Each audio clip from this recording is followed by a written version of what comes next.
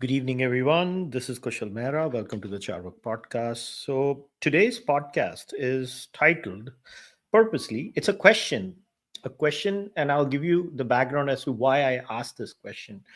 I don't know the exact number of days, but a few days ago, I saw Clyde tweet out a bunch of loon bags are actually, criticizing him for all the wrong reasons and actually causing harm to him and his family.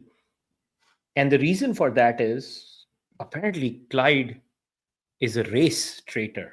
That's the accusation, right?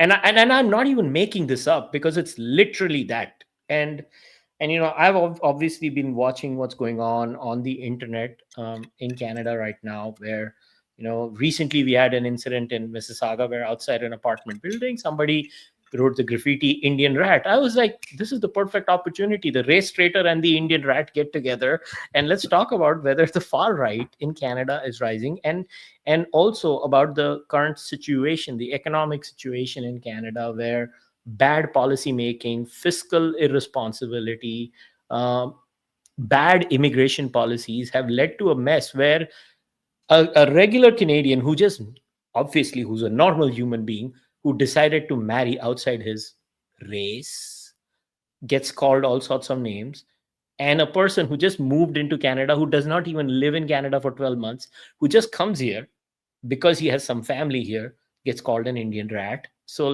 here we are, Clyde. Once again, thank you for coming. And how are you doing? I'm good. I'm good. The race trader and the Indian rat. What a title! What a title for that one. Yeah, I mean, I guess you got it backwards because you got the Indian rat before the race trader on the screen. But, no, I think it's hilarious, and this really comes it comes on the heels of what was it? You and I we went to that conference back Yeah. in the summer. So we Yeah. had that conference, and it was put on by the Canada Indian Foundation, and it was also sponsored by TAFSIC, which is a Jewish organization. Mhm.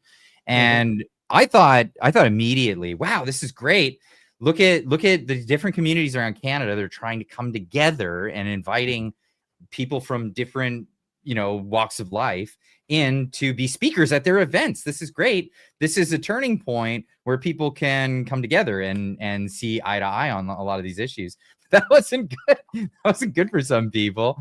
That was taboo. You're not allowed to do that. You're not allowed to speak out of turn with certain people. Now, I take a bit of issue with the term far right when classifying certain individuals that are that are in this camp that we're going to be talking about tonight.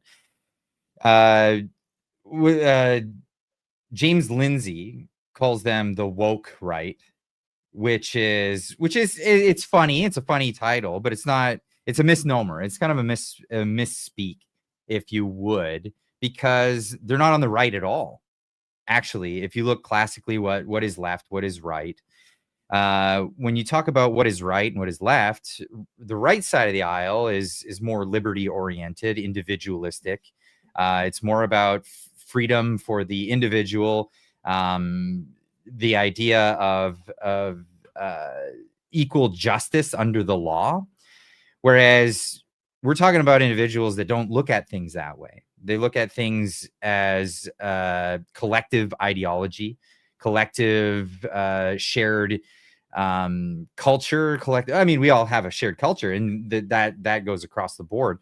But collective shared guilt or collective shared admiration for things that you claim are yours because of people that came before you that may have, whether it's the skin tone or whether it's some other creed or something else, people taking credit. If you can't do sins of the father, you can't really do like the accomplishments of the father, in my opinion, right? You can always say, well, that person maybe came from a direct lineage of an individual, but to throw that whole group dynamic into it sounds very much like leftist ideology, and this is really where that stems from. So yeah, straight up, right at the title is I kind of I really do reject this idea that they're the some people say alt right or other people are saying the far right. I think that uh, people that use the state for collective gains in that sort of sense, collectivism,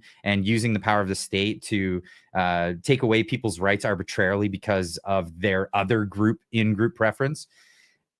They're authoritarians and they don't belong on the right whatsoever. So I just right out of the gates wanted to throw that one out there.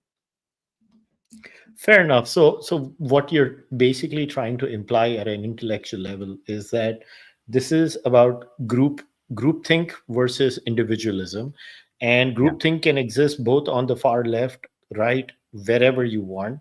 And the group obsession could be in the form of race, it could be in the form of religion, it could be in the form of multiple identities, like even the LGBT community, and they can also have a groupthink in that sense, and multiple ways.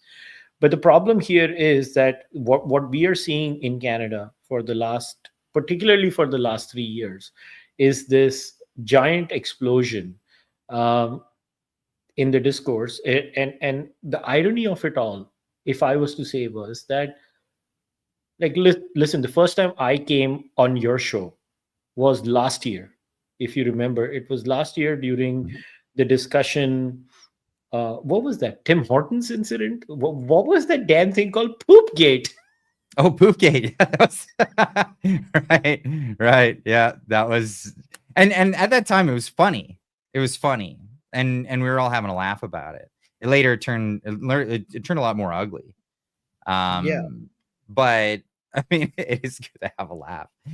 Yeah. And there's a lot to laugh about this, but like I want to emphasize this. So there has been, and because of the mass immigration, there's been a lot of push against Indians, specifically Indians in Canada, and even people in other countries. I saw a TikTok from some English Indian guy. So like, there's a lot of Indians in England. It's just a thing, and full on English accent, whatever. He's an Englishman, but he was saying, he's like, wow, Canada really hates you guys. What did you do?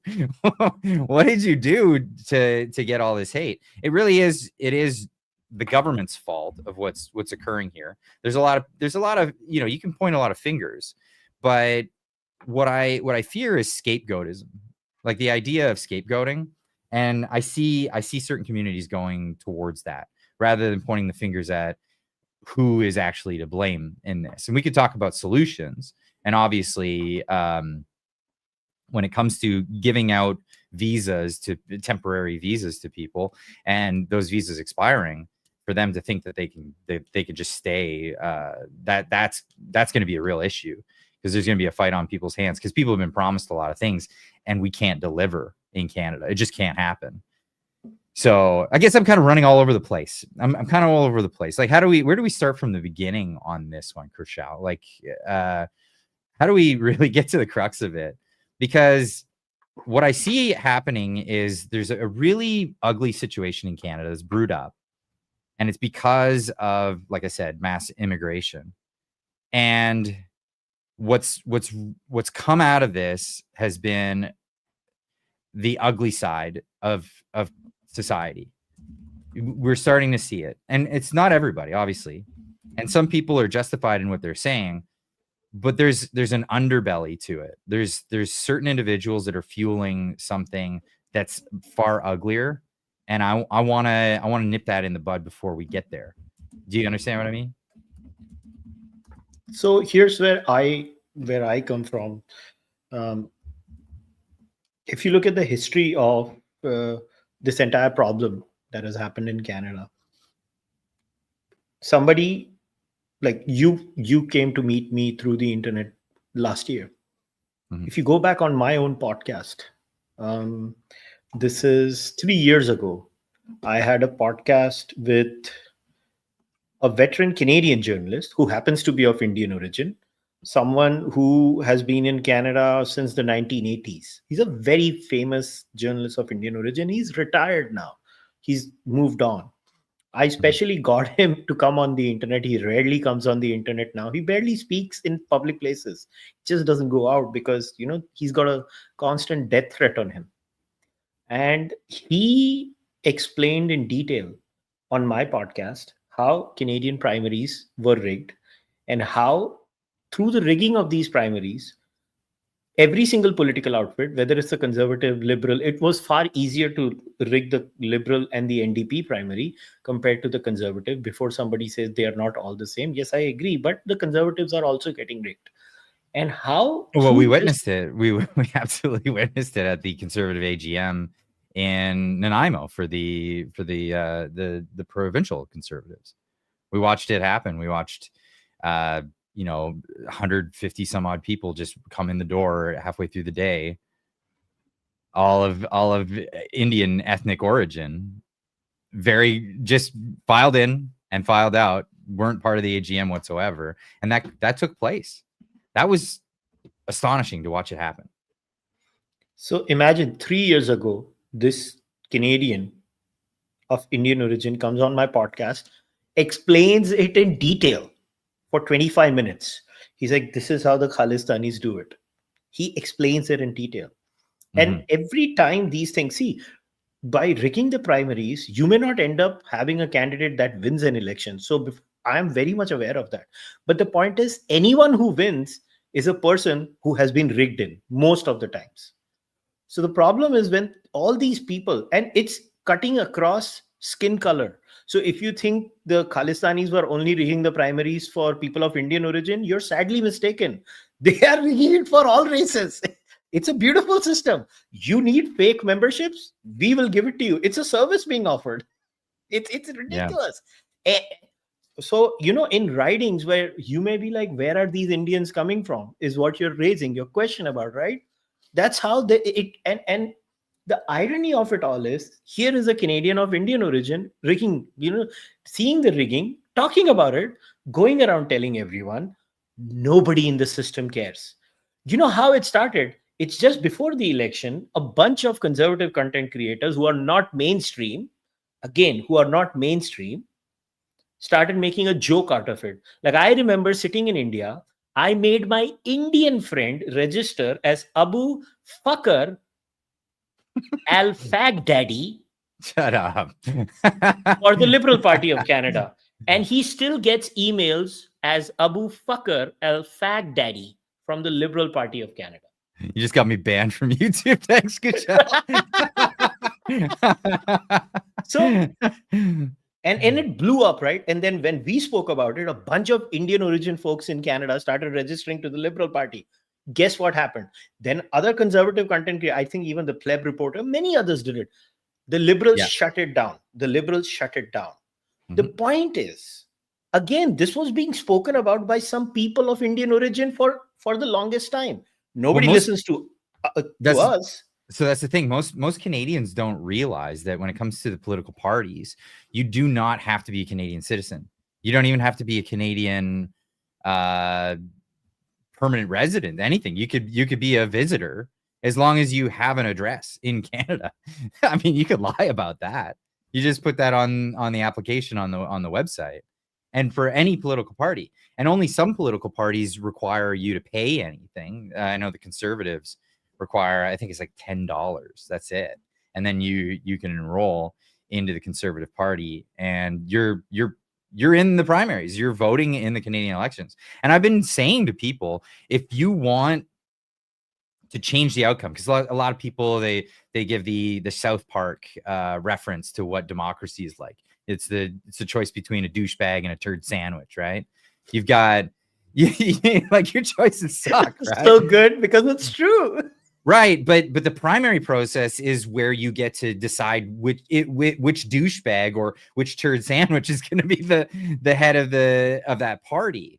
Like, a lot of us don't like the party system, but it's like, well, hold on a second. And in the United States, they've really fixed this, because I know a lot of the MAGA people are moving into the Republican Party, and they're getting rid of rhinos. Rhinos are Republicans in name only. They're getting rid of these establishment characters for people that care about grassroots issues in the United States. And that's what they've been doing with the primaries in the US. But you have to be a citizen to vote in those, right? So it benefits the American people. But in Canada, there is no rule for that. And what is it? The Liberal Party, you didn't even have to be an adult. they have this like mature minors thing or whatever it was. They were saying that they wanted to encourage young people to get used to how democracy works. They're making stuff up, man. It's crazy. But this is how they're choosing people through this primary process, so that when it comes to the general election, you don't really have a choice. You have this or that. That's it.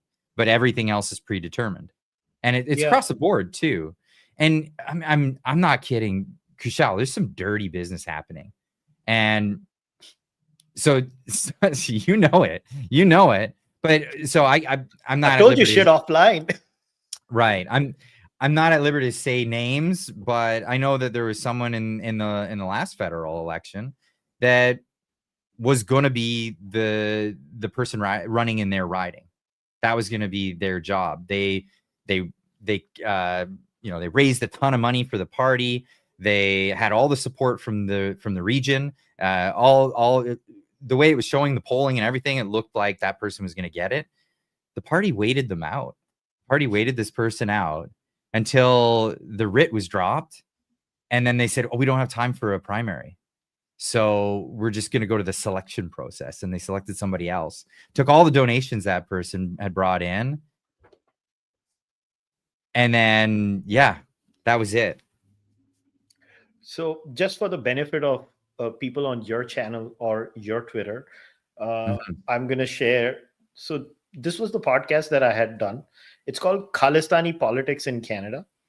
I'm going to copy the link and put it on the screen too for everyone to really, if you guys go and watch this, you will know where the rot starts.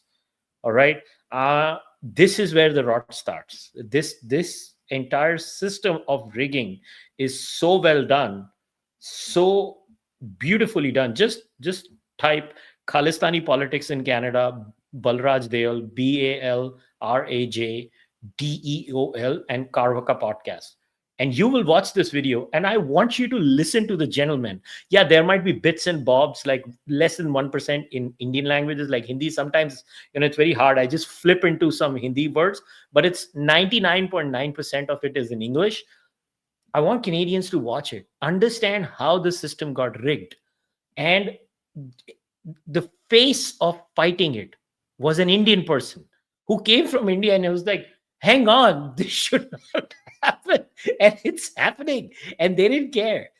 Now, my question is that this entire, another example, another Indian I want to talk about, someone whom you have been speaking way more than I've been speaking with him, to be very honest. It's Darshan Maharaja.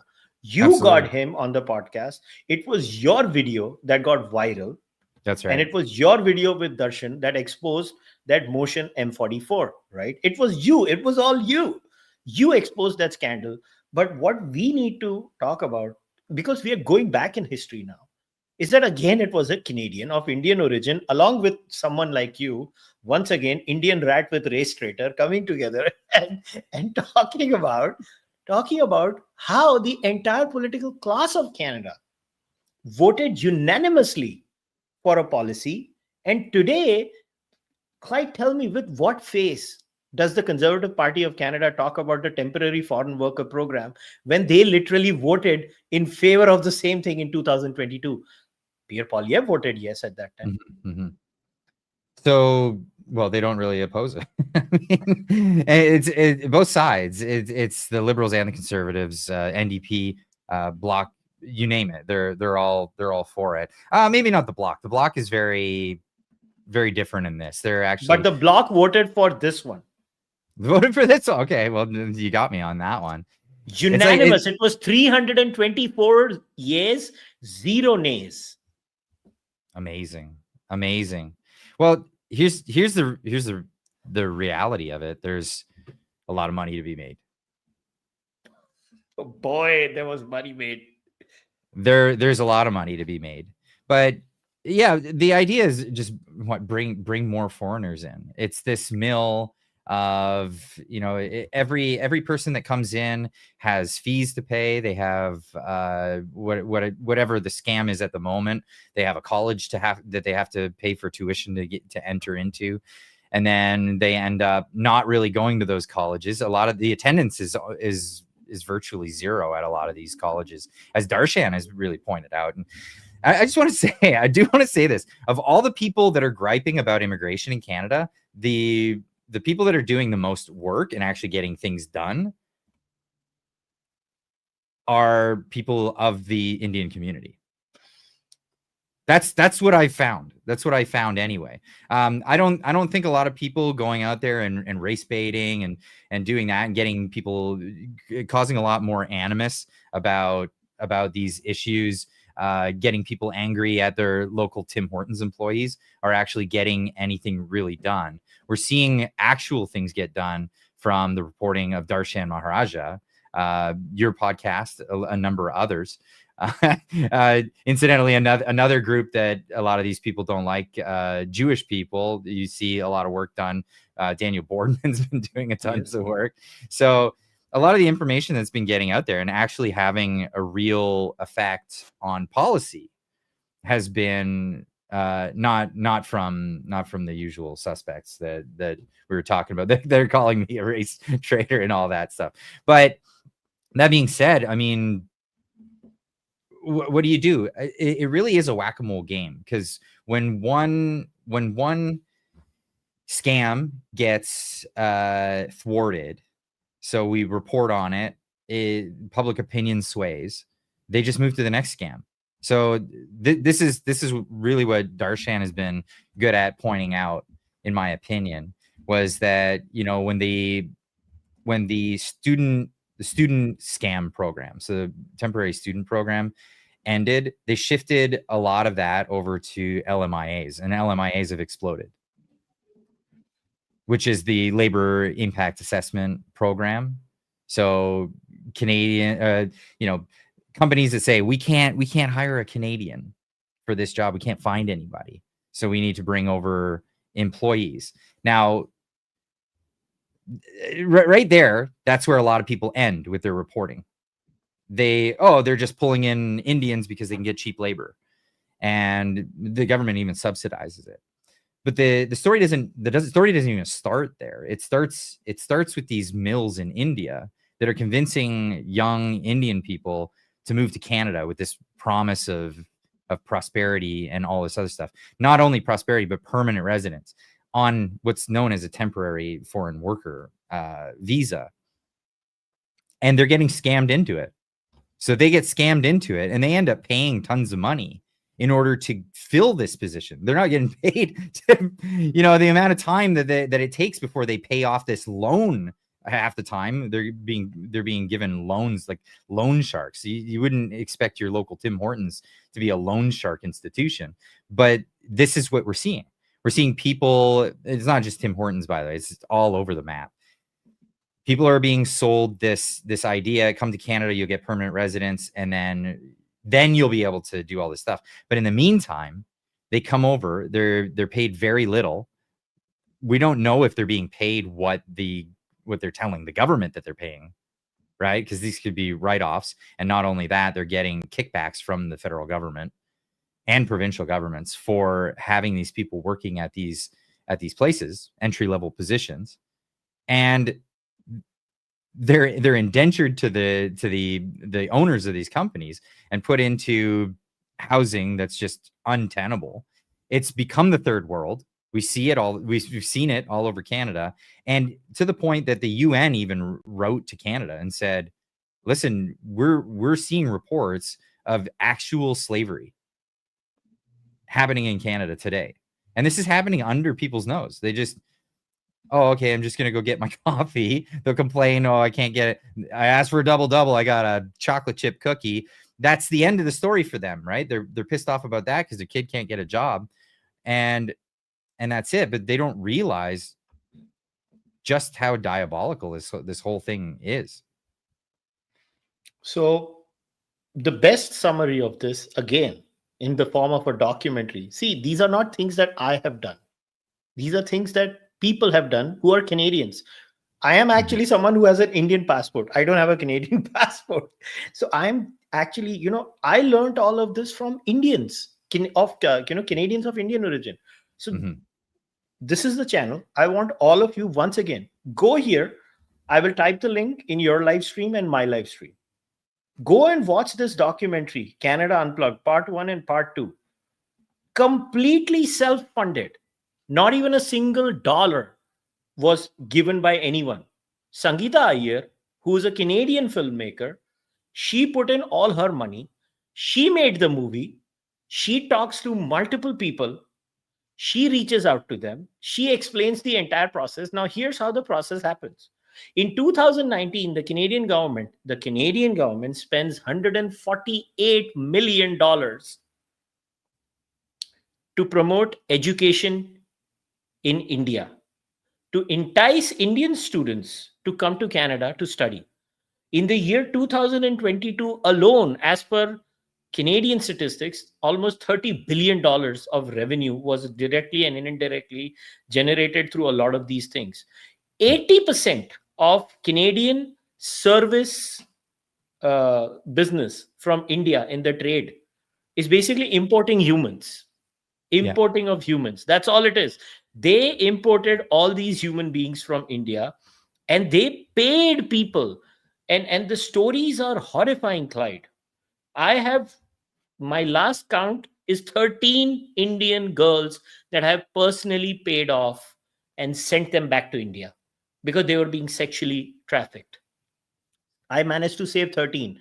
I met people offline who are working in helping girls of Indian origin just in the GTA area. I'm saying this with some level of certainty. As of Mhm. now, 4,000 young Indian girls are being sexually trafficked just in GTA, who are stuck in this mess. These girls and these boys, they sold their ancestral land in India because somebody sold them the Canadian dream. Look, it was very clear. The bottom line in the, it was not, the fine print was very tiny. But basically, everybody used to go to India, and these were colleges. These were not just the fake diploma mills, Clyde. These are proper Canadian colleges which are run by as original Canadians as it can get. They would go there and tell these people in a very wink wink, nudge nudge, but direct manner that you're coming there for immigration. At that time, they did not realize what mess it's going to create. These people were victims. Today, they are being presented as rats. I don't understand where we have come. It's not as if, I, as an Indian living in India in Mumbai, called up Justin Trudeau and Jagmeet Singh, and I told them, "Yo, why don't you do this?" And you know what the irony is? When M22, motion M44 was filed, Randeep Sarai was the one who pushed the motion. Was a liberal guy. The shadow minister of immigration at that time was Jasraj Hallan from the Conservative Party of Canada. All of this is public record. Only Indians used to talk about it. Only Indians. They would be like, what the hell is happening? Like, why are you guys doing this? Clearly, people are being exploited. And even till last year, I know it for sure. At least 4 international students commit suicide every month in Canada. Every month, they commit suicide, and their bodies are being sent back to India. The Indian government has a department now inside the Indian embassy in Toronto, in Vancouver, where they just deal with sending bodies back. This is how bad things are. Yes, and well, things are equally as bad for Canadians as well in this whole scenario, because it's not just impoverished people that are coming over. You have you have young people. I heard a story just recently. There was a motorcycle accident right in my town, going through on the way to Whistler. It was a temporary student who came over and took the money that he was going to go to school with and bought a super bike and was driving 200 kilometers an hour right through town, hit the back of a gravel truck, and was killed. Now, to me, that's like, how dare you put Canadian lives at risk? You come all the way over here and you want to drive around recklessly. What are you doing? Like, I really can't emphasize this enough, because there's two sides to this coin. Obviously, there's a lot of people being treated terribly and scammed and told to come over to Canada. But then there's misbehavior on the other side too. Yes. And this is the thing, like a lot of people just want to hear one side of the story, but there's all sides of the story. Absolutely. If what if it was a family van that guy hit? And you know, and I'm sorry that he lost his life, and I'm sorry that they're trying to raise money to bring his remains back to India for his family. And you know what? I bet his family got duped into this whole thing and had to sell the farm or whatever they had to do to get the money to get him over here. But it's really that's a tricky one. It's a hard one because yeah, if that was a family, because that happened recently. There was another case where a motorcycle crossed the highway, crashed into a vehicle, and killed a family and of all the occupants in a vehicle. Went right through the vehicle and killed everybody. So yeah, that's unforgivable. And I see a lot of cases like this. And you know, when people are complaining about it, their complaints are justified. Yes. Things have gone massively downhill in Canada because of this, with and amongst other things. So obviously, when you've got people coming over on the idea of scams and they're being allowed over, you're going to see a lot of scams. You've seen this. We've seen this recently with lifting of vehicles. There was a ring of people that were doing this scam where they would go to potentially buy a vehicle from somebody, like a private sale at a home, and then they would just take the fob and take off, and that was it. Just drive off. Almost ran over a guy with a Cayenne. I think it was last summer, and it was an Indian girl, and she got bail. She was out the next day doing the same thing. And it's like, why aren't we deporting people that commit crimes? That's crazy. So that's the thing. The complaints are justified on all sides. And who's to blame? Well, it's the government.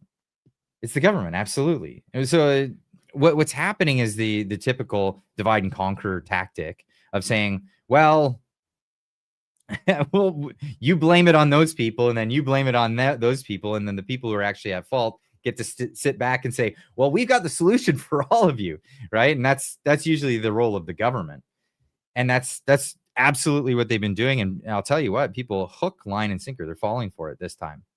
And the same thing in the UK. I mean, they just introduced digital ID on the same premise. They opened up the borders. They let people just flood in. And now they want to introduce digital ID that nobody wanted. But it's all under the guise of, well, we want to make sure that people are working legally in the country. So everyone who's a legal citizen has to have a digital ID now. It's crazy, but these are the things that occur. And it saddens me. It saddens me a bunch because, like, you and I are friends. And I grew up in Windsor, Ontario, which is, I mean, half my class. Where I live now. Shut up. You live in Windsor now? Yeah. Oh, okay. I knew you were in that. Okay. So I didn't know you were actually in Windsor. So I grew up in Windsor, and a lot of my friends growing up were of visible minorities, but like, I never looked at it that way. It was never a thing, right? Because that didn't matter. None of that mattered. Everybody spoke with the same accent. Everyone was Canadian. Everybody did the same stuff. Like, we all just, all kids play the same way. So when I start seeing this animus between different racial groups in Canada, it bugs me. Like, I hate that. I know that there's legitimate reasons why people are upset, but I hate the direction that it goes. And some people take it further than others. And unfortunately, those people are outliers that really set the stage for what comes next, right? So here's my take on this. My take on this is always that immigration never happens. You know, a lot of people have this idealistic notion of immigration, like I love studying human migrations. It's just an obsession. It's something I was always obsessed by. The Indo-European migration has always fascinated me since, going back all the way 6,000 years, how the Indo-European gene pool has migrated all over the world. Migrations always happen in groups, whether it was the German community that entered Canada, whether it's the Italians that entered Mhm. Canada, Yeah. anybody, they always, it's always, somebody comes and then they The start. Muslim caliphates that moved into Europe. Yeah, I know about those ones too. All kinds Yeah. of, all kinds of migrations happen, but they Mhm. only happen in groups. The problem that has happened with us in Canada is that we've just had too many people suddenly. The thing was, we did not have Yeah. housing, so we had housing for 10 people and we let 30 people in, and then everybody is cramming in. Now what has happened in the last, I can speak for GTA, because look, our job, you and me, like, see, my job, I am a social commentator, political commentator, and I also do a lot of investigative journalism. Like, my job is to protect my sources, go into these shady areas, talk to these people, write down reports, conduct interviews. So I've been doing a lot of this, and in fact, even the realtors now, the real estate has crashed in Toronto. It has crashed completely. There, Mhm. just 6 months before, if you put up a rental ad, like, I want to give a room on rent, you would have 200 applications in few minutes. Now it's not happening. Most of the people who were even scammed into Canada, right, from India, they realize that it's a scam, and a lot of them are going back voluntarily because they just, they don't care. It's not worth, the juice is not worth the squeeze, and they're going back. So things are going to normalize. But the problem is that a lot of times I feel that the discussion, like, I'll give you this I can take credit for, because the one man who was exposing the asylum scam, the asylum claim scam, Yeah. was me. Dude, I've been talking about the asylum scam for years. It's not like I'm a small podcaster, right? Mhm. Have a podcaster with a reasonable number. I have told, I don't want to take names, Canadian members of parliament of all parties, off the record, over coffee, over meals. I have told them, stop giving asylum to people from India. I, as an Indian who holds an Indian passport, I can guarantee you that Indians should not get asylum in Canada. You can get a No. work visa, you can get a student visa, you do not get an asylum visa. Why didn't any Canadian, and I'm telling you, including conservative politicians, notice right now, the crux of this is what all roads lead to the Khalistan scam. Everybody knows it. You talk to a politician off the record, they will accept. You tell them to speak about it on the floor of the parliament, they don't.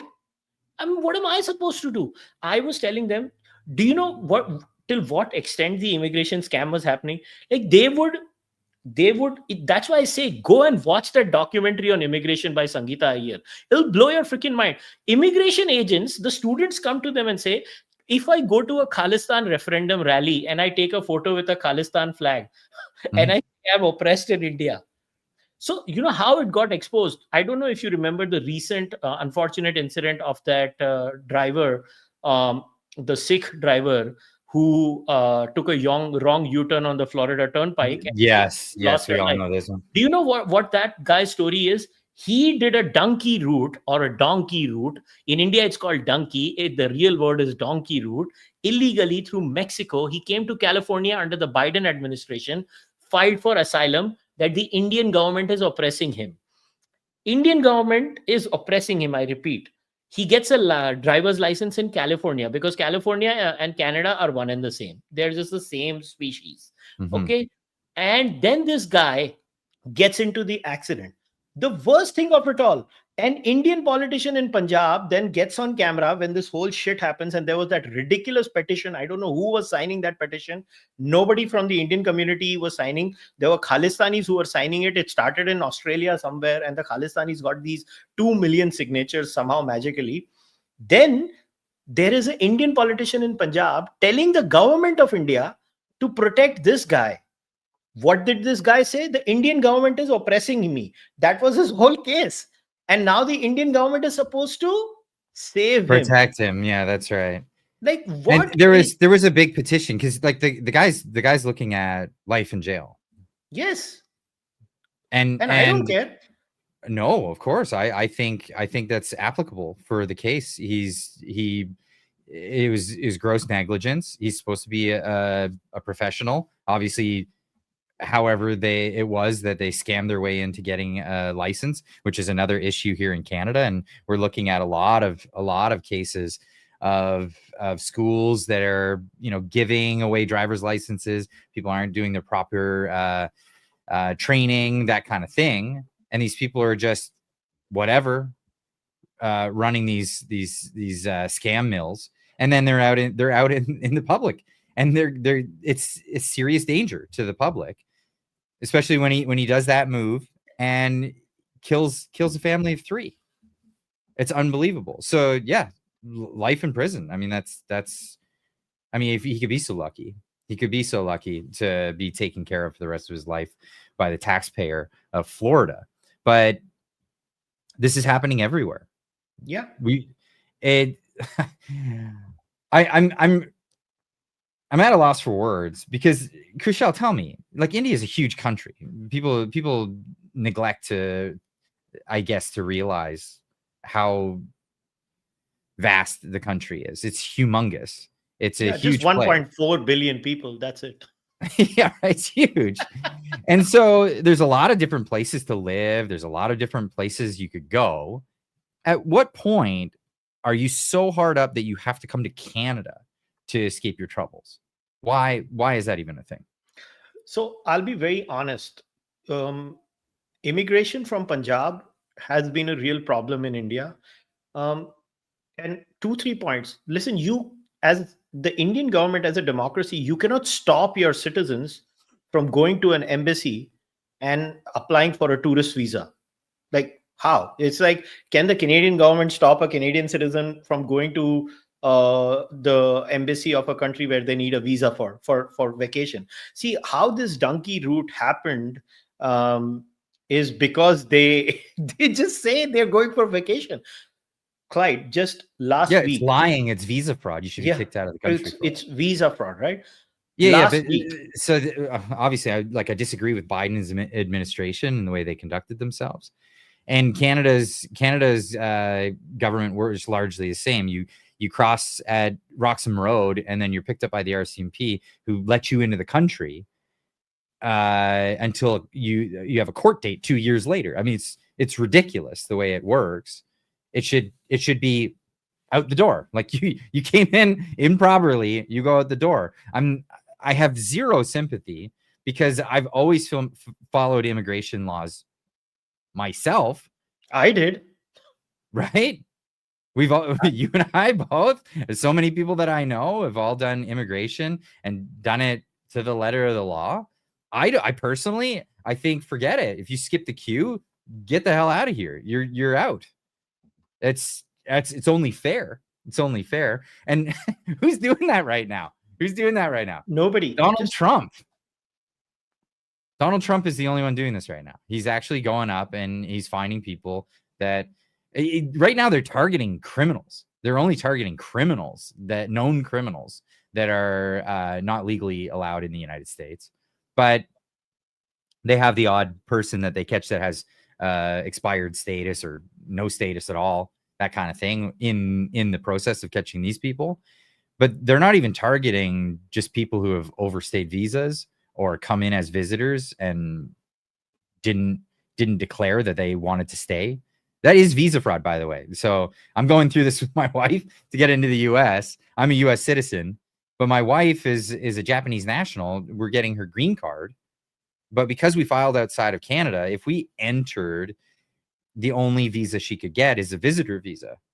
So we have to have the express intent of coming back to Canada until her green card arrives. If we enter on a visitor visa and overstay, it's visa fraud. You can get up to a 10-year ban from the country for this. People don't appreciate just the severity of these laws. And when they hear stories about people, I don't understand the bleeding heart. The bleeding heart should be for people that followed the rules and maybe slipped through the cracks, but not for people who cheat. Absolutely not. If the first thing you do when you enter a country is commit a crime, which is visa fraud, you're not welcome. End of story. I have zero sympathy for that. So imagine just last week, I, through my sources, started getting videos outside the Greek embassy in Delhi, in New Delhi, in India. And again, there was a line up outside, which is very unnatural. Barely any lines exist outside the Greek embassy. So, what has happened is since the Canadian visa donkey route has stopped, the touts, the same touts, by the way, the same touts. These are, and people think these are Indians scamming them. No, this is a global industry which has Indians, all races are involved in this scam because it's a Mhm. billions of dollars worth industry and everybody makes money.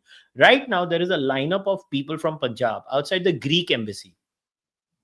I can say this with full responsibility. I am the only Indian journalist or social commentator, all political analyst who took videos. I'm not even in India. I got the videos. I posted 3 videos of 3 days. Every day, that's the same story of people going in. Now the route is Greece. What are you going Greece. to do? That's where they're going. They're going to Greece. Yeah, now they're going to Greece. See, Is these are that not is that a criminals. route to get somewhere else? Like where they I don't know what Greece has no economy, first of all. So I don't know why they're going there. I called up my friend in Greece. He's a journalist. I warned him. Other than me and him, nobody else has spoken about it.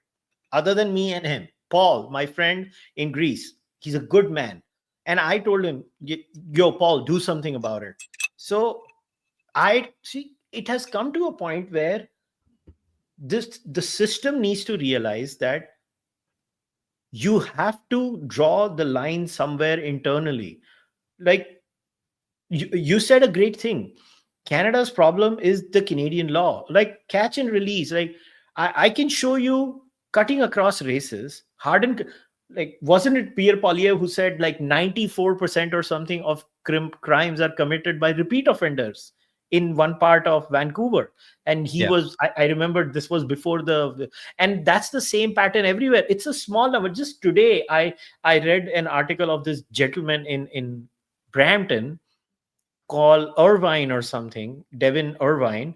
He got caught in the last, from April to September or October. This gentleman has committed multiple crimes. He's been caught and released, caught and released, caught and released. He just keeps committing the crime again and again. What part of India is Devon Irvine, do you think, from? That doesn't sound like a very Indian name to me. But No, it's not. no, it's true. Like a lot of these are Canadian locals. A lot of these are Canadian locals. A lot of them are involved in the drug trade, drug trafficking, or are addicts themselves in a lot of these areas that are going through committing the same crimes, break-in enters, muggings, and things like that. This Yeah, man, you got a picture of him. Okay, yeah, this man. for sure. And look at Yeah. the crime. Between April and September 2025, Peel Regional Police received multiple reports of break ins across the region as a result Mhm, of the efforts. Like, look at the amount of time. mhm.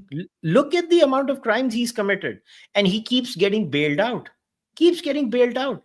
Now, what are we supposed to do? Like, Oh, he should be in an institution. Absolutely, it should be 3 strikes you're out, exactly, and exactly. that's what's being proposed, right? So, well, I mean, the conservatives are actually proposing this. I don't know if they were in power, if they would follow through with it. I hope that it's not just rhetoric and that they actually would. But yeah, that's what's being proposed. So bail reform being, if it's a violent crime, then you don't get no bail. End of story. Like if you committed a violent crime perpetrated that, you don't get bail. You sit in remand until you face your court date. If you commit 3 crimes, you get no bail. Like that's it. Or 3 strikes you're out. You're going to jail. End of story. But that's not what we're doing. We're not doing that. And not to mention, there's a whole series of new crimes that have come about with this mass immigration thing. Yeah. So there's a whole new set of scams that I've seen tons of reports about. Construction companies all over southwestern Ontario being approached by, I'm serious, gangs of Indian men saying, Yeah. you're going to pay us or your construction site's going to get burnt down. And guess what? They follow through with it. And what's happening Yeah. to these guys? Are they being deported? Are they being arrested? Do you know how these criminals entered Canada? So let me share the reason for that. Yeah, let's see. All these, so let's say in the last 3 years, we had 3 million people migrating into Canada of all races, okay?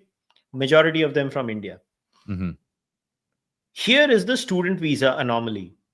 I don't want to take the name of the content creators. I don't know why I never said this to you. It just must have skipped my mind. There is something like when I migrated to Canada, I had to do something which is called the police clearance certificate, where I have to go to the local police station and the cops have to make sure that I don't have a criminal record and submit Yeah. it to the Canadian embassy. Do you know the one visa program in Canada that does not require a police clearance certificate? Student visa, right? Yes, sir. And Yeah, guess where the criminals came? through the They student visa came in program. as student visa. They were smart. So let's say 100 students come in, only one is going to be a criminal. Only one's going to be a criminal. But that's But already one too many, yeah, that's the problem. Now, I was, especially when we got 1 million students. yeah, I and mean, I'm saying this with full responsibility. I must have called 20 mainstream or YouTube people in Canada and told them, start talking about the lack of police clearance certificates and student visas.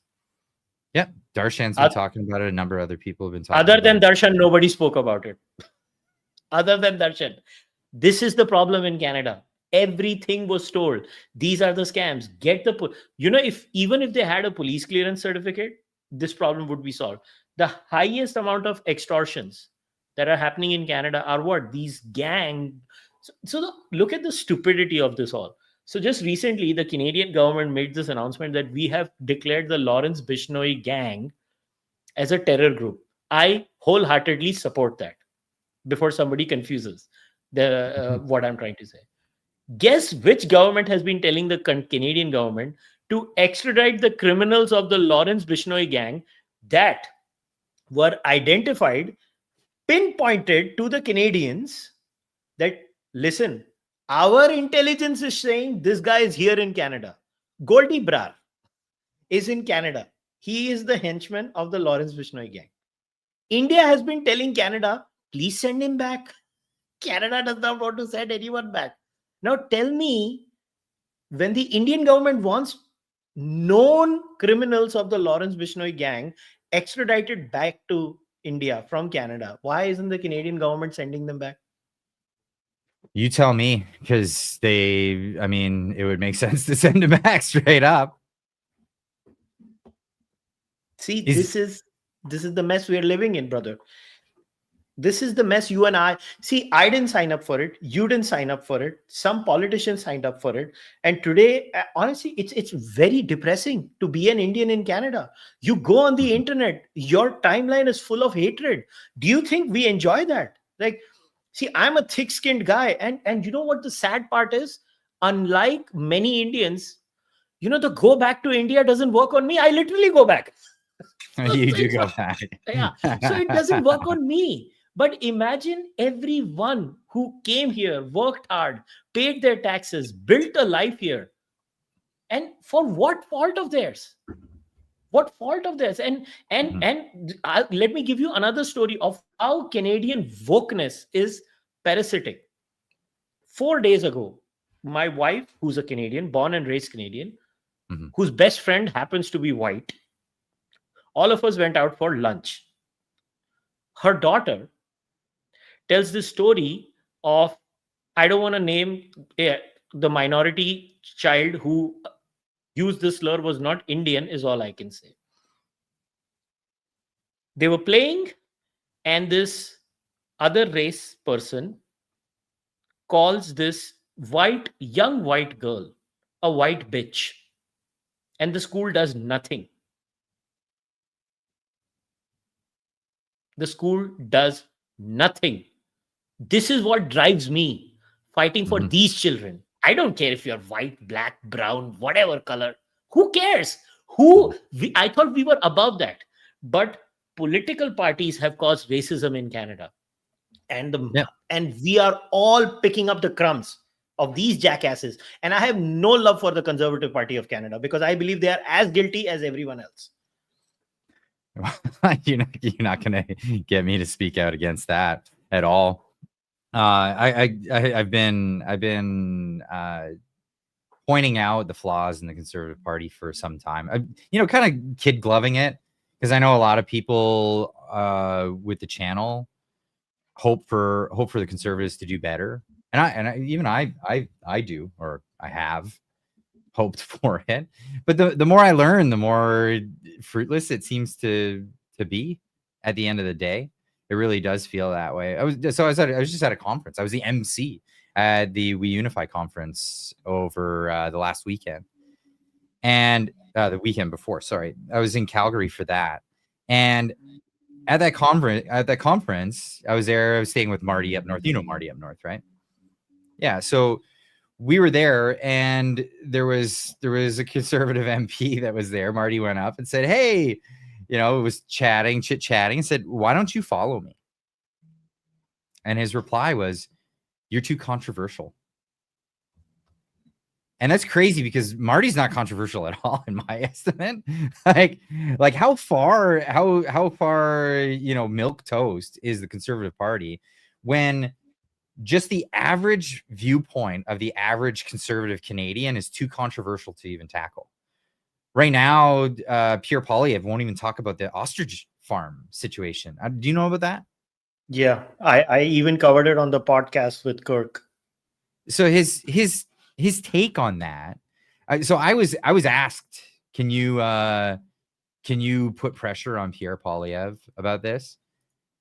Well, I've never talked to the guy or any of that stuff. He's ignored me, and I'm sure he knows who I am. But I just put it out on Twitter. I said, please stop asking me to put pressure on Pierre.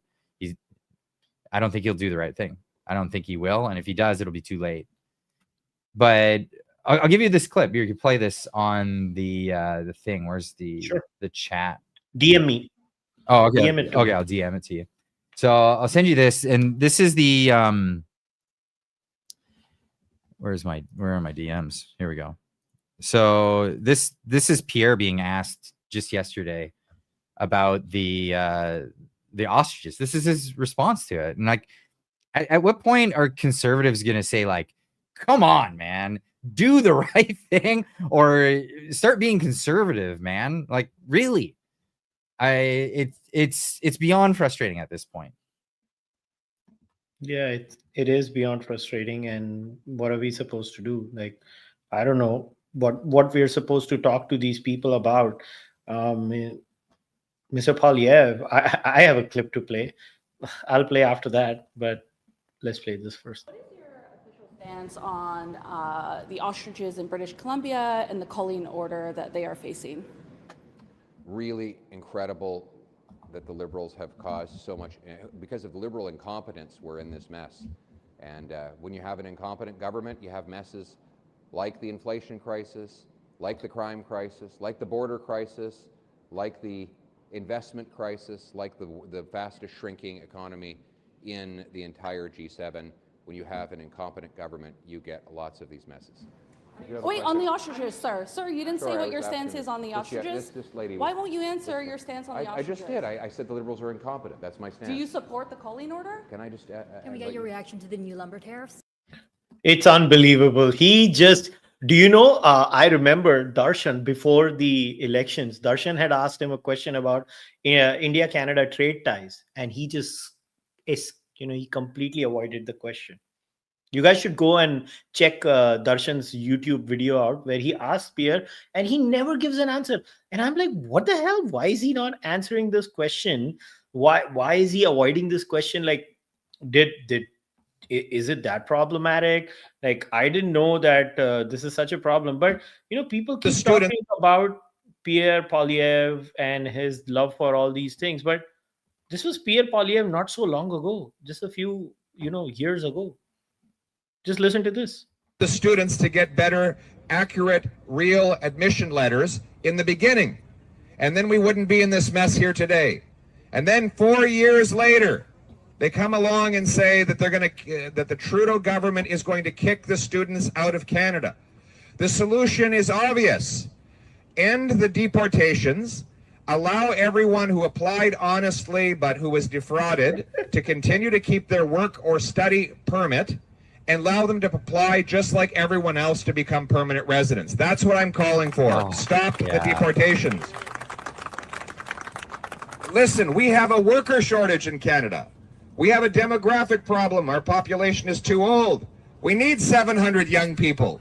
We need 700 young people to work in our factories, in our hospitals, in our shopping centers, driving truck, being accountants, lawyers, doctors. We need these workers in our country. It makes no sense for Canada to send them back when they could stay here and earn powerful paychecks and raise their families in peace. So, shame on Justin Trudeau for trying to deport these wonderful students. Stop the deportations. Keep the students here. Allow them to apply just like everyone else for permanent residency. The Conservatives will continue to fight for the students. Tell me, this is the same man. How do you expect me to respect this man? Listen, I am no lover of liberals. I lean conservative, but I have a functioning moral center.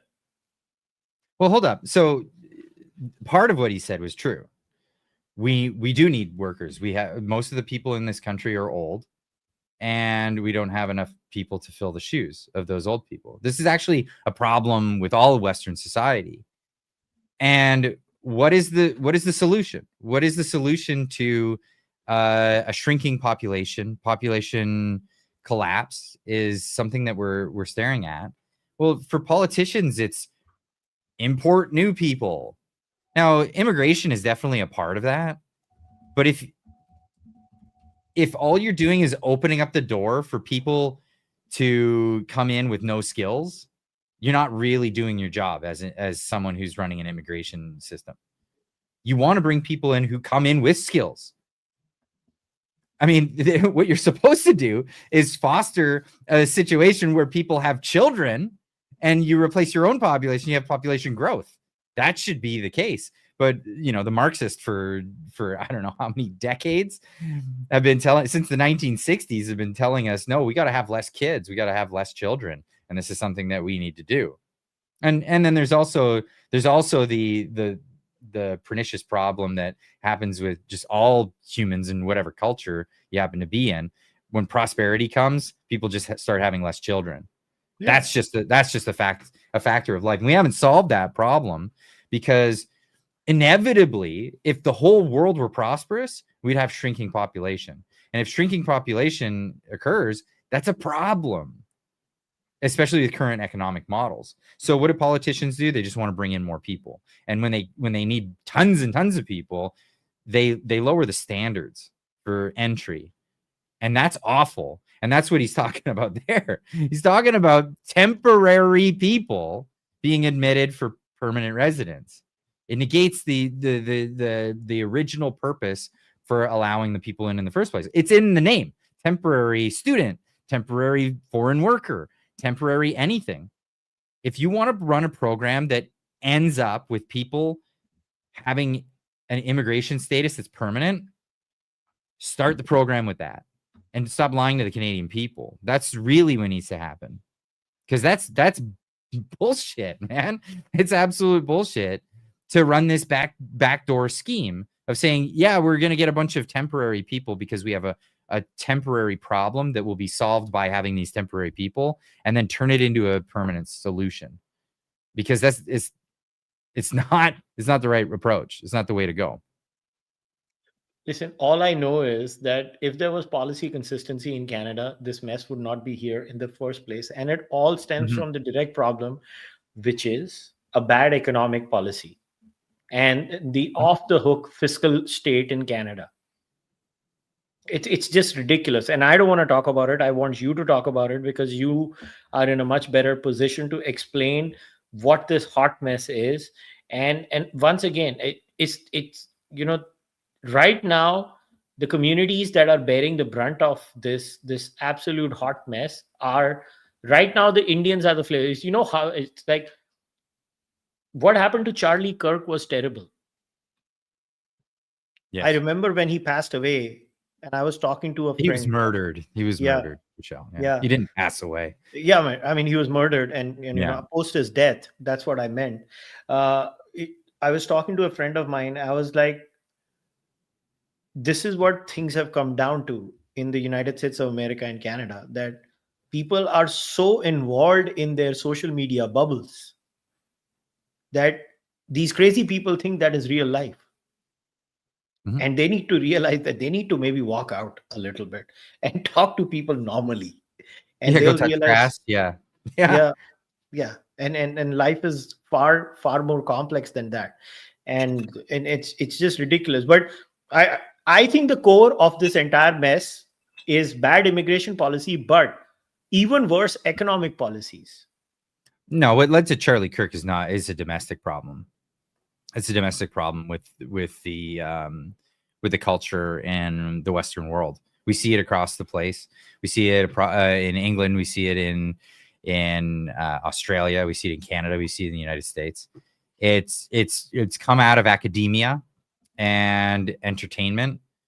It's Marxism, and it's manifested.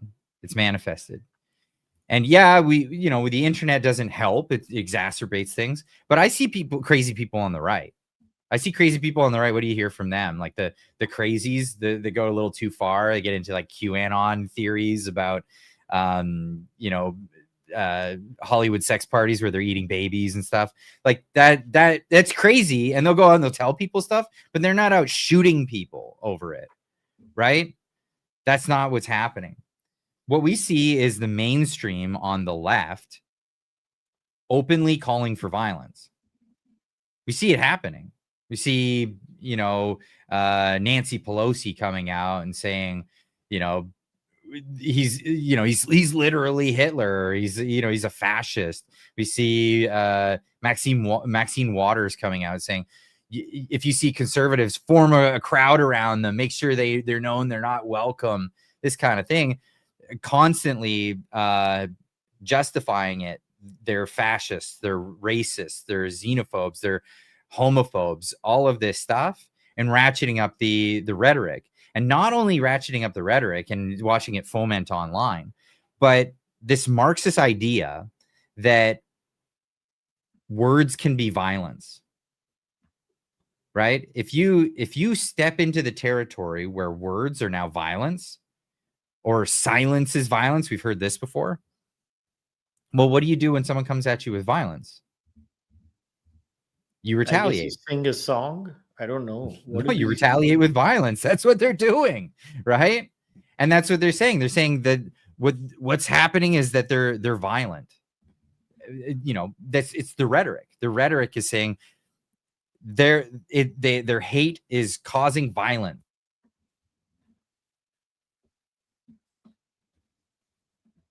I can't hear you. Did I lose my audio? Am I good now? Yeah, you're good now. Yeah, it's only a matter of time before some crazy comes out and does what they're goading on. It's crazy. But see, at the crux of it, the frustration a lot of people are facing are through economic strife. See, even if things are good, nobody cares. Honestly, people avoid a lot of things when things are good economically. The thing with Canada is, I think the case in Canada and America are slightly different. And in Canada, what has happened is bad economic policies over the years. Like, I constantly ask Canadians that what is your long-term future if you're not going to be a resource economy, right? Like Canada is not a knowledge economy. Let's be very clear. Canada is not a knowledge economy. America is a knowledge economy. Like they do original cutting edge research, whether it's tech research and stuff like that. Canada was basically a land which had a lot of resources. And after 1960s, it's been subtly taken away from a knowledge economy to a resource economy. And from a resource economy and a protectionist economy. Yeah. And from a resource economy, Canada became a real estate economy. Yeah. So when you build houses, the only option you have is immigration. But then you cannot have a welfare state like this. You can't have a welfare state, right? No, but this is Margaret Thatcher warned about this. At a certain point, you run out of other people's money to spend. right? These are the lessons that have been taught by right-leaning or conservative thinkers for generations. But as long as there's something to loot, as Ayn Rand called them, the looters. I mean, she wrote about the scenario that's happening in Canada in the late 40s, right? It's crazy. Atlas Shrugged is a great concept. Actually, this is exactly what's happening with Canada, especially with the brain drain. The whole concept of Atlas Shrugged being. Have you read the book? Yeah, Ayn Rand. Yeah. So for the viewers, the concept is Atlas is the Greek mythological character that holds the world on his back. Well, what would happen if the movers of the world were to leave? Just take off one day and just let it fall and leave everything to the socialists that don't actually do anything, right? They're not actually producing anything. This is happening in Canada right now. Canada's really running into that situation. There's an article recently that came out from Better Dwelling. I'll send you the link so you can have a look at it. But in the article, they basically said, like, Canadians are moving abroad, and this has hit a new record high as the country fails to compete. We are not competing at all. We're in a situation where people are saying, forget it, I'm out of here. Mm-hmm. And they point out in the article, they say policymakers tend to shrug this off, focusing on net population gains. One lost human capital tax unit isn't a problem if we can attract 2 more, right? Unfortunately, it's clear to any non-psychopath that sweeping the skilled worker or swapping one skilled worker for 2 retirees or an outgoing doctor for 5 students isn't an equal trade. The logic they're embracing is more fitting for a pump and dump stock market scam than governance. This is crazy. This is happening now in Canada. People are packing up and getting out. I'm amongst them. Right? I'm just waiting for my wife's immigration to go through, and I'm off to Texas. And my goal is to warn the Americans, don't ever do what Canada did. I know in the Texas legislature right now, there's this whole talk about we should get a temporary foreign worker program going. I even made a video about it saying, Texas, don't do this. Learn the lessons from Canada. What do you think's going to happen? It's crazy. And these are scams. These are absolutely scams. A lot of money's been made off of temporary foreign workers. And whether they stick around or they don't, or they want to, what have you. What's the outcome? So our economic situation right now is dire. I mean, the parliamentary budget officer came out and said the amount that the government is spending is unsustainable. And he was really trying to sugarcoat it. I'm not going to lie. The way he was trying to put it was trying to break it nicely to Parliament. It's completely unsustainable. And it's not unsustainable in a matter of years we may have to deal with this crisis. He's saying it's within a matter of months. If we don't reel back spending, we're going to be in a real bad situation. Right now, they're talking about giving $500 million to Algoma Steel in Sault Ste. Marie, Ontario, because they can't make money right now. They're not turning a profit. But only a few months ago, there was an article saying that the CEO of Algoma Steel says that they don't have a practical foreign market beyond the U.S. While Mark Carney saying we're going to diversify. We're going to forget about the United States and we're going to sell all our products to Europe and not India either, because they've shit the bed with India as well. They're going to sell everything to China and England. Apparently, that's all we're going to do. And not even China for the most part, because they've got 100% tariffs on our canola. So fuck China. I guess we're only going to ever deal with England, and which is a failing nation as well at this point, and parts of Europe. It's nonsense. We have idiots at the helm right now. Either they're idiots or this is a controlled demolition of the Canadian economy and the controlled demolition of the Canadian culture and everything to do with Canadiana. I don't know what the solutions are, but look, some of the people who have said, like, somebody has said on your channel, somebody says biggest threat to Canada is immigration and the left. And Yeah, the one Javelin. on someone on my channel has said Western nations can adopt a similar to a UAE model. 90% of the population is immigrant, but not citizens. 10% native Emiratis control the country. Somebody has said Canada should have a blank denial for asylum applications for India and Mexico. By the way, before the Indian asylum applications rose, all the asylums were from Mexico. FYI, I started looking at numbers all the way from 2014 onwards. This Indian asylum applications jump starts happening after 21, 22. Not That's when before it that. started. Yeah, the And jump. is it all asylum claims claiming Khalistan. Khalistani?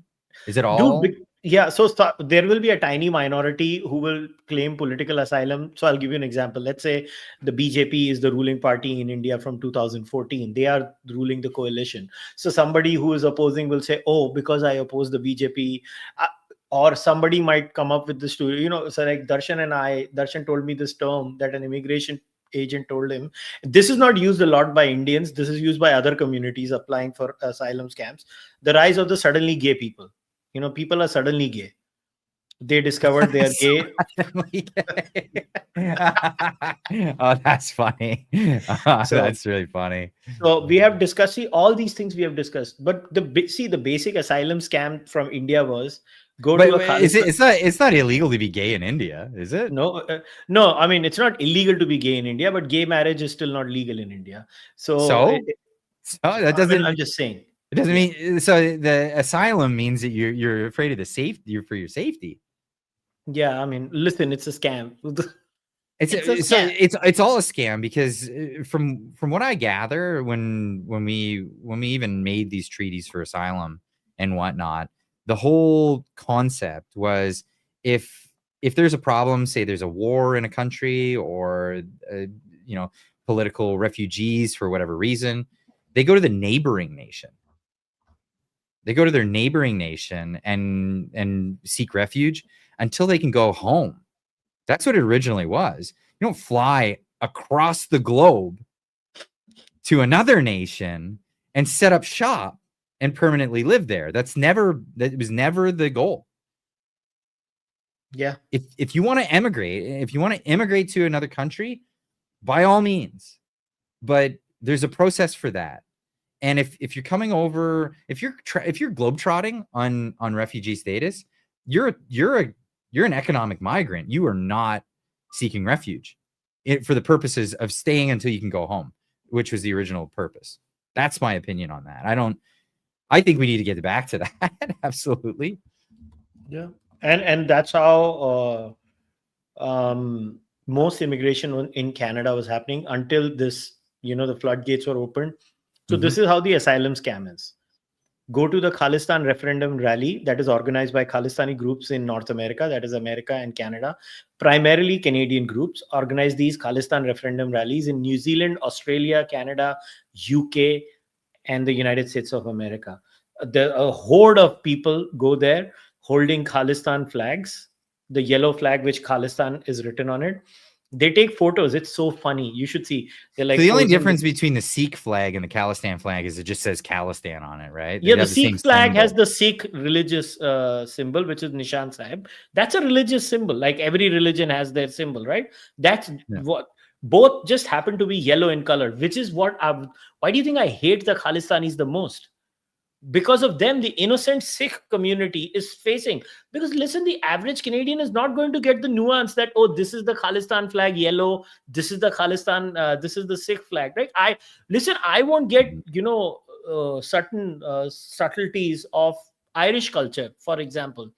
So I understand, but the Sikh community is so scared of the Khalistanis, they come and beat them up. So I'll give you names of journalists who are Canadian, by the way, Canadian journalists who spoke against these people. They just happen to be of Indian origin. Balraj Deol, 1989, was almost beaten to death, was luckily saved. attacked by Khalistani. Samir Kaushal stays in British Columbia, was attacked by Khalistanis for covering an event. There was this gentleman, another guy who worked in an AM radio. I think his name was Chopra. He was attacked. They shoot it when they went. Then Rishi Nagar from Calgary, I think he was working for Red FM, was attacked brutally. His eye was completely hurt. All these Canadians of Indian origin have been talking about these at grave personal risk. They get attacked physically, beaten up, and Mhm. when and now the net result of this whole thing is that, I am the Indian rat. See, I understand there will be bad elements in the Indian community, but listen, we have to look at long term data also. The Indian community in Canada, literally, you remember I had showed it to you on your own show, that the Indian community in Canada literally has the lowest crime rate. I remember you laughing, boy, they have less crime rates than the Japanese, and we had a hearty laugh about it. Yeah, that's right. That's right. Yeah, and Which is like, unbelievable. yeah, the Hindu and the Sikh community has lesser crime rates than the Japanese Canadians. But yes, these Yeah, criminals used to. Now Yeah. those stats are out the window now because of this unfettered immigration. It's crazy. and it's crazy, and everybody is unhappy, and unfortunately the Indian community is picking up the crumbs of it, and the worst part is that the people who exposed it are now being told to go back to India. Like, okay, I will go back to India, but what did those other people do? Like, what did Darshan Maharaja do? What did Sangeeta Iyer do? What did all these good people do who came to Canada 20 years ago, 25 years ago, 40 years ago, and who are talking about all these things, and you just want them to go back? Okay, fine, send them all back. I guess Canada is going to Idi Amin Indians, I guess.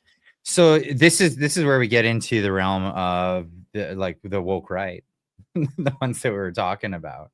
So there's the rational position that most people take, and that's, good God, that is too many people for a short period of time. There's no way that they could assimilate. There's no way you're going to end up with lots of crime. Why are we letting in people without finding out if they have a criminal record, any of this other stuff? Why are they letting in people who don't have skills? What the heck are we doing? Like, this is all terrible. We've been talking about this all night. That's the reasonable position. And then some people take it a little too far. And the reasonable position is, you came here on a scam, you got to go home. Sorry, that's too bad. The unreasonable position is, well, Indians are bad, so anyone who's Indian has to leave the country, even people who've been here for 20 plus years or came here the legal way or the proper way. People who are coming here with skills, doctors, engineers, all of that stuff. That's the unreasonable position of taking it to the next level. And I see it, and they've turned it into a racial thing. And because of this racial thing that's come out, and they're small in number, they're very vocal, and they're just like the Khalistanis, like you described. They're just like them because they have a way of making themselves look reasonable, rational when they're in a group of conservatives. And then people are like, yeah, I support that guy. He makes a lot of sense. And then if you stick around long enough, then he'll come out with it and tell you about the protocols of the elders of Zion and how all the Jews are conspiring to take over the world, or conspiracy theories about Indians and we have to get rid of all of them and Canada should only be a white only nation. And that's what the goal should be, is that anybody who's not of, and I don't know why they picked the Eastern or European. It has to be European descent, probably because they like whites or whatever. Canada's never been a white only country, and I try to point this out to a lot of them online, and I get it's the usual thing. So, for example, they'll say, a term that was floating around from this group, heritage Canadian.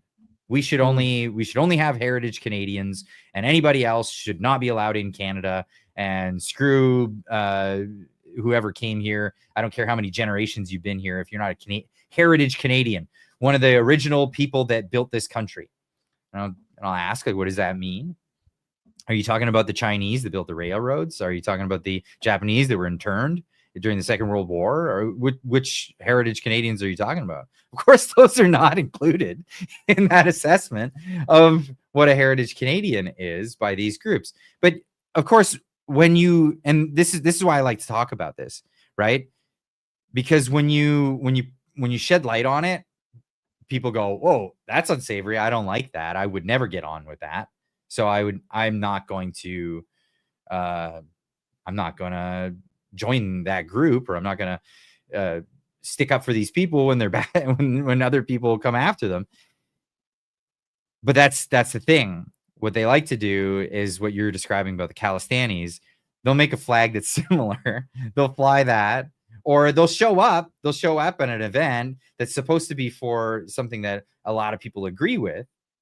And then they'll bust out their other flag, whether it's got a white stripe on it or whatever you want to say. They'll come out with their other thing and say, and it becomes a recruiting tool. It's, don't you see how many people are on board with us?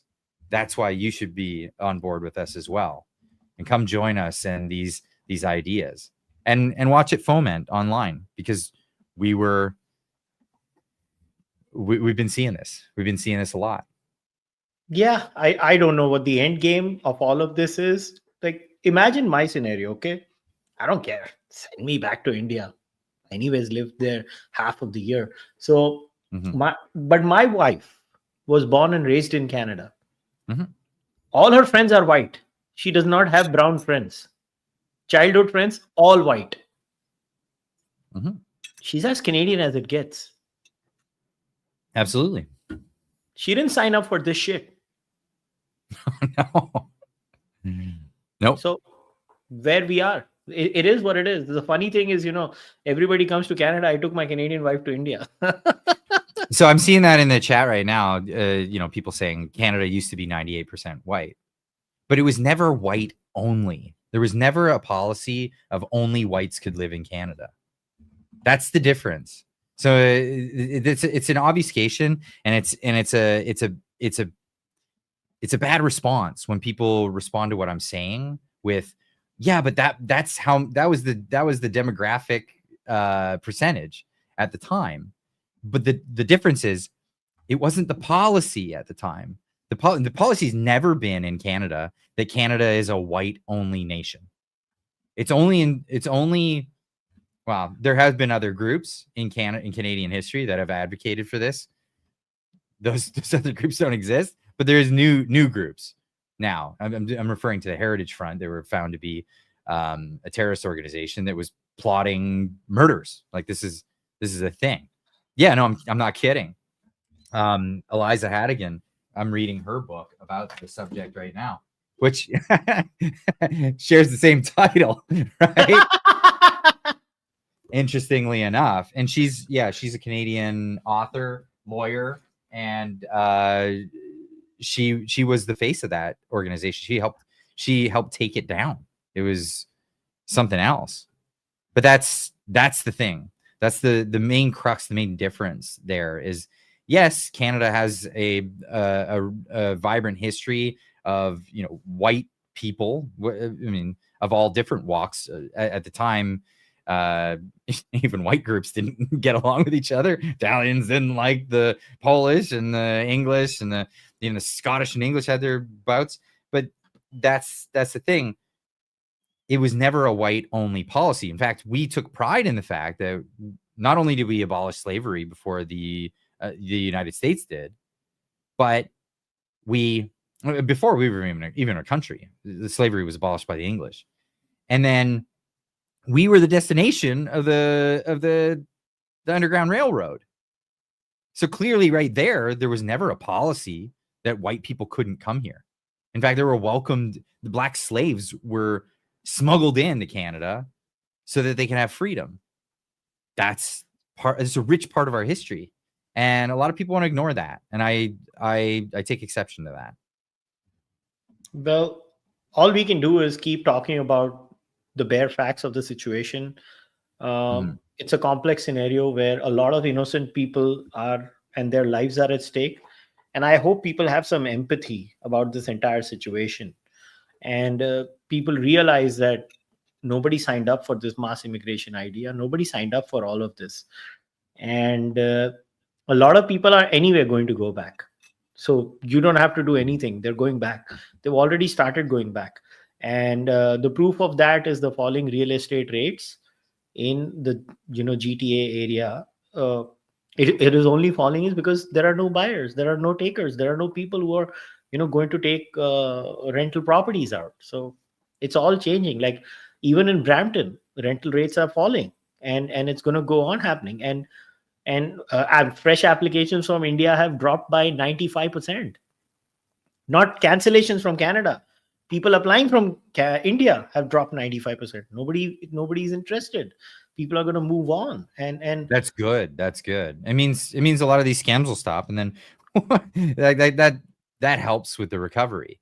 Now the other portion of it needs to be people who are temporary residents, or temporary students, temporary foreign workers. Their visas need to expire. No more of this path to permanent residence. It's got to be, no, if you want a permanent residence, you have to come in with the express purpose of wanting permanent residence. If you came in as a temporary, the temporary is non-negotiable. It ends, you go. That's it. And if you overstay, then now you're breaking the law. And now you go and you don't have a chance to come back.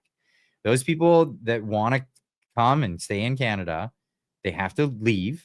They have to reapply through the legal means, which means they're gonna have to probably pick up skills, go home, get some skills, get some things. If they really want to be in Canada, have those things that will help Canada.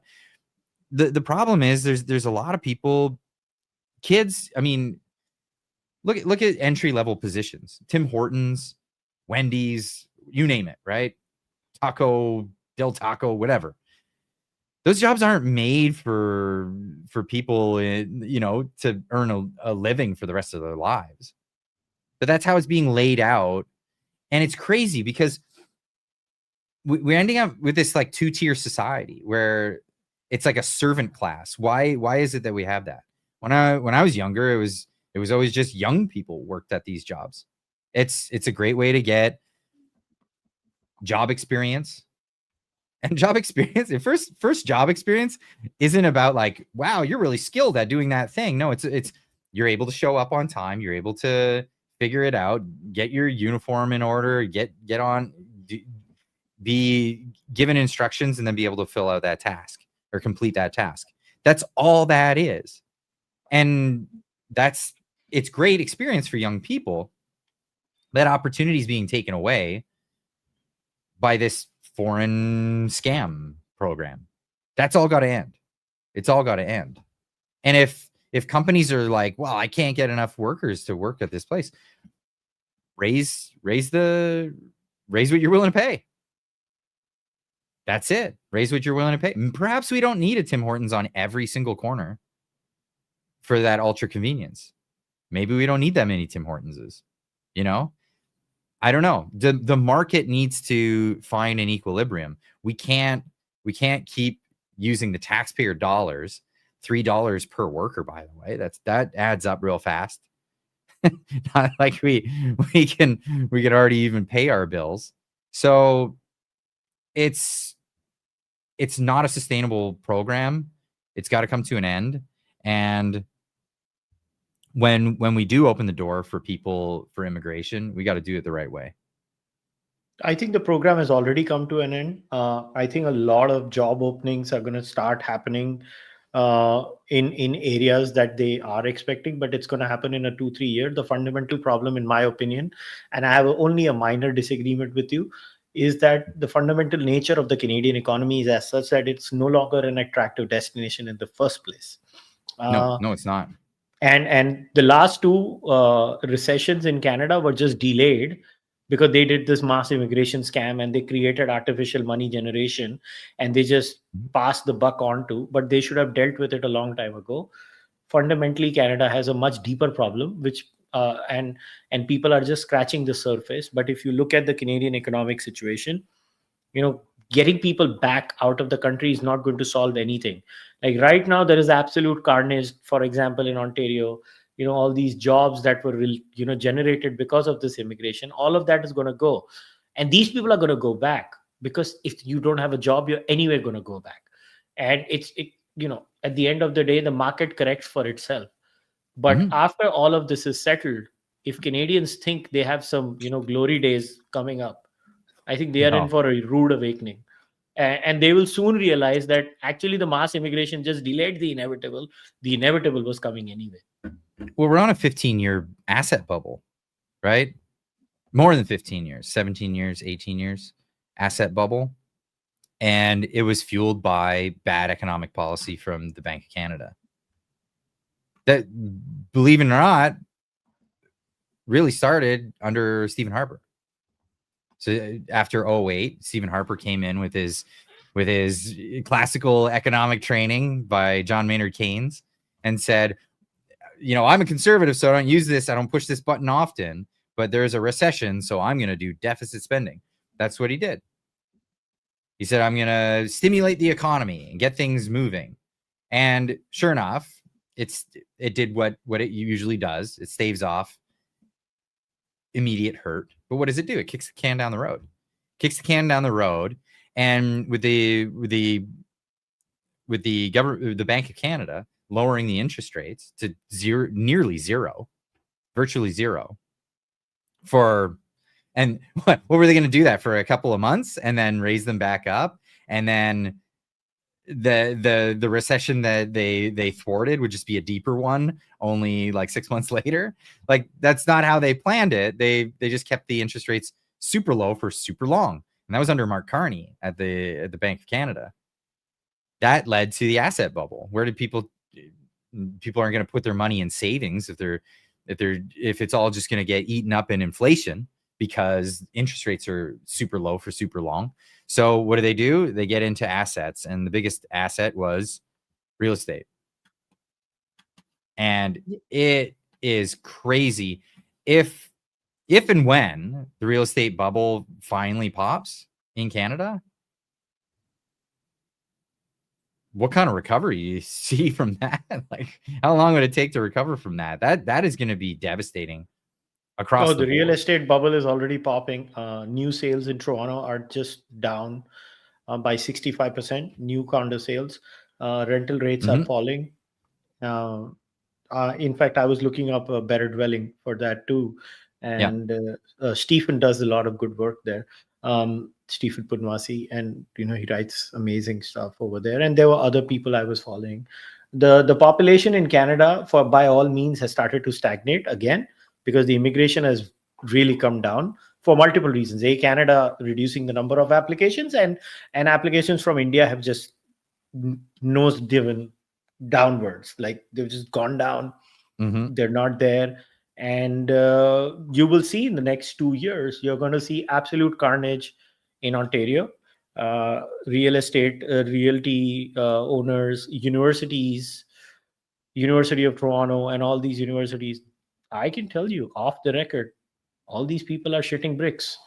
They are worried because the carnage is coming, and Canadian politicians still don't have a plan. And listen, the Indians will go back.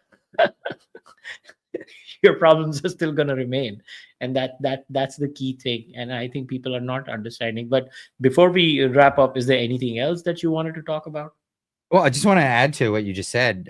So the Indians are leaving, and there's it's a Canadian Citizens Coalition or something like that puts this on every year. They do what's called the Leaky Bucket report.